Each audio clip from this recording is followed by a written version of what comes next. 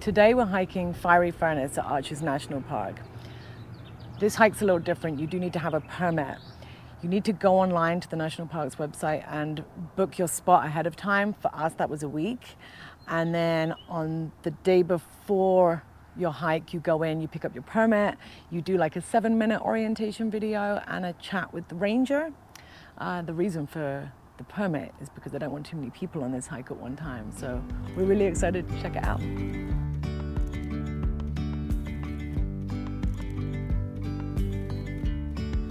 Yesterday there was sun and there was rain, beauty in the mundane. Hey Donna, where can we walk on this hike? We're allowed to walk on the rocks and in the washes and not in the vegetation to my left and right. Is that just this hike or is this?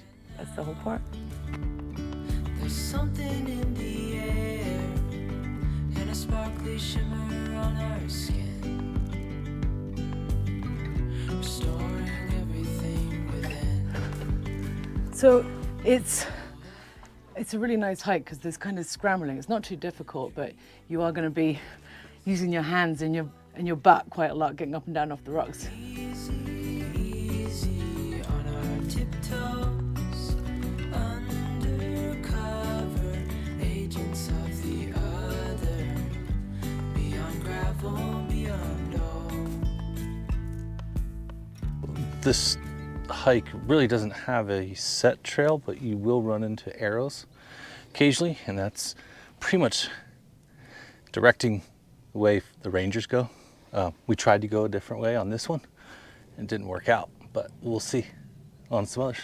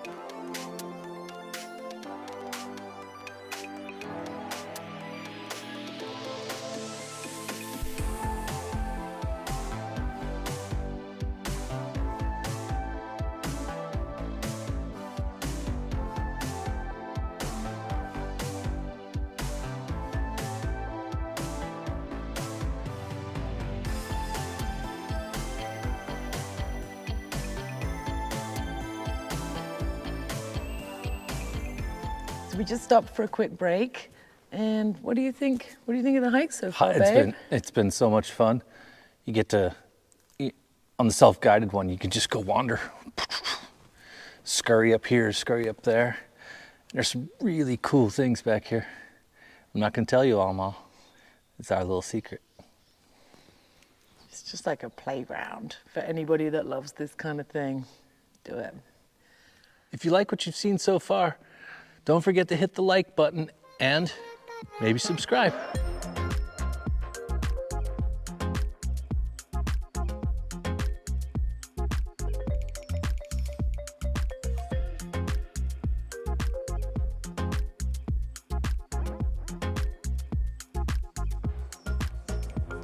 We just got a little lost. We saw an arrow, we thought we were going in the right direction, and then we got pretty far back before we realized, in order to get over this, I mean, you got to really scramble on some rocks. I said, I don't think the ranger's taking people on this kind of adventure, so we backtracked. And they've done a really good job of like the amount of people that are allowed in here and not having too many indicators of which way to go. So it does feel really wild and adventurous, even though, you know, you'd have safety there if you need it with the arrows. You'll find one eventually if you're wandering around in circles, you'll come across one. I think they did a really good job too, not putting too many arrows so that it's not so obvious. It's kind of like they want you to go explore. An arrow will indicate a direction and there might be 3 paths and really only one of them is going to get you through. So it's pretty cool. It's really super duper fun.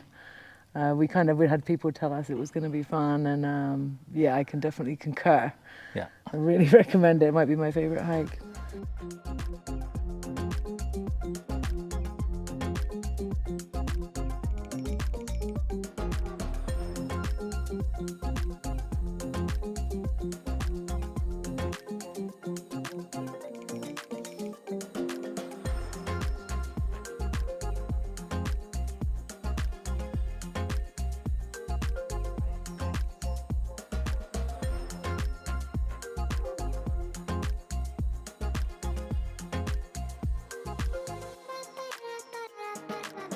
Wow, wow, wow. Fiery Furnace at Arches National Park.